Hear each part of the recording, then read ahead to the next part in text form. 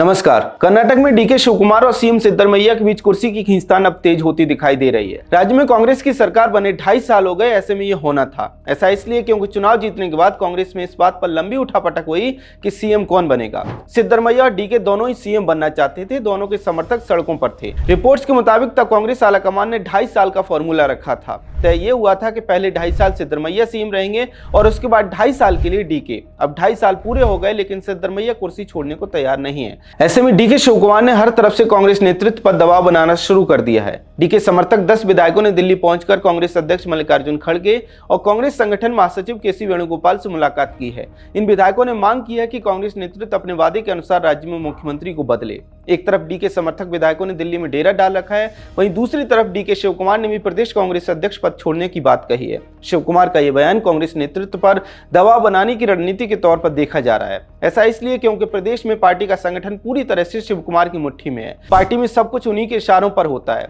कहा तो यह भी जाता है कि डीके के कारण ही चुनाव में पार्टी जीत पाई थी। ऐसे में डीके अगर प्रदेश अध्यक्ष पद छोड़ते हैं तो कांग्रेस कमजोर पड़ेगी। शायद इसीलिए डीके शिवकुमार ने यह दांव फेंका है। अब देखना यह होगा कि राहुल गांधी इस कुश्ती को कैसे सुलझा पाते हैं, या हर बार की तरह वे हाथ पर हाथ रखे बैठे रहेंगे और ये नूरा कुश्ती यूं ही जारी रहेगी। वैसे ऐसा पहली बार नहीं है जब कांग्रेस शासित राज्य में कुर्सी के लिए दो नेताओं के बीच में गदर मचा हो। इससे पहले लगभग ऐसी स्थिति हम छत्तीसगढ़ में देख चुके हैं, जहां कांग्रेस के सत्ता में रहते हुए भूपेश बघेल और टी.एस. सिंहदेव के बीच पूरे 5 साल तक नूरा कुश्ती चली थी और फिर चुनावों में कांग्रेस छत्तीसगढ़ में हार गई। अब कर्नाटक में भी वही होता दिखाई दे रहा है। इससे एक बात साफ है कि राहुल गांधी का सिर्फ चुनाव हारने का रिकॉर्ड नहीं है, बल्कि जहां किसी भी तरह से चुनाव जीत जाए वहां नेताओं के बीच गुटबाजी से पार्टी को दोबारा हरवा देने का भी रिकॉर्ड है।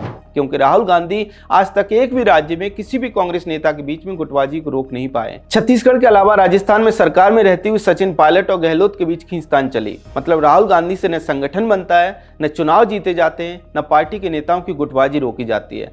सवाल यह है कि फिर वे राजनीति में कर क्या रहे हैं। शायद तभी बार बार कहा जाता है तुमसे ना हो पाएगा। खैर, अब देखना यह होगा कि घाघ नेता कहे जाने वाले सिद्धरमैया अपनी कुर्सी बचा पाते हैं या फिर डीके उनके नीचे से कुर्सी खींच लेंगे। डीके की राह कठिन इसलिए भी है क्योंकि सिद्धरमैया को मुस्लिमों की पसंद माना जाता है और कांग्रेस नेतृत्व मुस्लिम तुष्टीकरण के लिए कुछ भी करेगा। ऐसे में देखते हैं कि आगे सिद्धरमैया और डीके क्या दांव खेलते हैं।